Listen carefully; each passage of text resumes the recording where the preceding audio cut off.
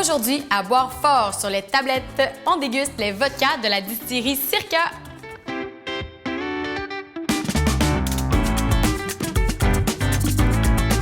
La distillerie a été fondée en 2014 par Paul Circa, alors qu'il acquiert une ancienne usine remise à neuf sur le bord du canal de la Chine à Montréal. Son but, c'est de devenir la première distillerie québécoise à créer des spiritueux du grain à la bouteille, défi qu'il a relevé haut la main. À l'aide de sa distillatrice en chef, Isabelle Rochette, Paul Circa élabore des spiritueux à partir du grain et non pas à partir d'un alcool neutre acheté en distillerie industrielle. C'est beaucoup plus de travail parce que ça implique la cuisson des grains sans OGM, la fermentation et la distillation. Mais tout ce travail en vaut vraiment la peine, surtout quand on goûte à des produits comme ceux-là. Commençons ici avec la vodka terroir. Donc, elle est élaborée à partir de maïs québécois de qualité supérieure.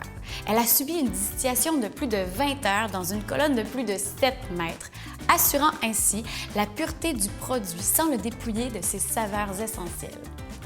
Une légère filtration permet d'obtenir une texture soyeuse qui adoucit le palais. Le résultat, une vodka qui se boit simplement afin que vous puissiez savourer toutes ses essences. On termine ici avec le petit dernier de la famille Circa, la vodka chili. C'est en fait une macération de la vodka terroir sur 3 piments d'une moyenne de 40 000 Scoville. Google it!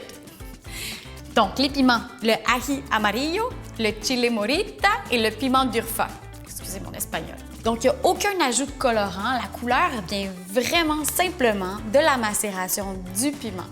C'est une vodka qui est naturellement piquante, oui, et puis qui sera parfaite pour rehausser vos cocktails, comme par exemple les margaritas ou les Bloody Caesar. N'hésitez pas à être créatif. Cheers!